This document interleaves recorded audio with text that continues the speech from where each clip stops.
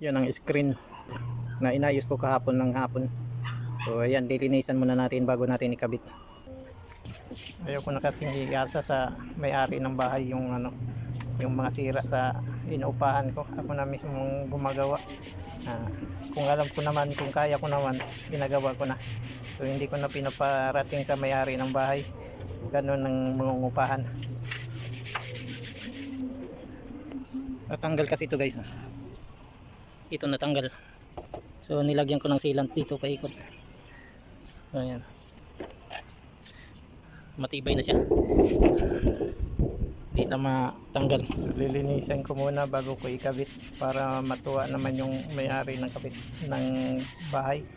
So itong ginagawa ko, tulong na rin to sa may-ari ng bahay. So hindi ko na iniisip yung mapagod, parte na yan ng buhay na nating mangungupahan. So sinisikap ko na rin na linisin yung inupahan natin, alagaan natin yung inupahan natin para matuwa naman yung may-ari. Alagaan natin yung pag-aari ng ating inupahan para matuwa naman. Lilinisin natin guys. May mga ngupahan kasi na konting sira lang iparating agad sa may-ari. So ito hindi ko na pinaparating, hanggat kaya ko ginagawa ko na mag-isa. So ganun ang ngupahan sa akin lang hindi naman lahat na ganun ang gawin nyo. Sa akin lang, akin lang to. So abang-abangan nyo, mamaya pagtuyo nito ikakabit ko na rin. So abang-abangan nyo ang karugtong. Ayan na guys, ikakabit ko na. So ako lang mag-isa, mahirap pag mag-isa. Pag nagkabit ng pinto, walang tagahawak. So sige lang, kahits lang.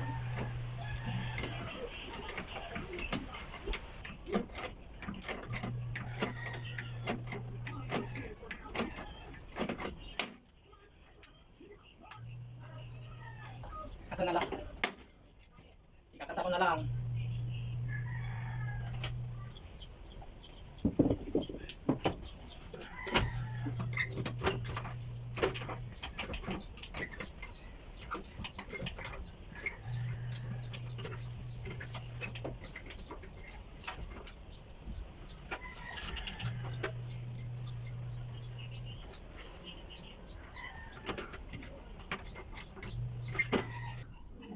Buti na nalagyan ko pa ito tatlo at ito sa taas isa, pero doon sa baba na kumpleto ko bago nasira. So pwede na rin. Next na lang, dagdagan ko na lang pag nakabili ako ng blind repeater pala. So nasira yung repeater ko, yung pang pang ganyan. Yan naman nasasarado na, pwede na. Thank you for watching.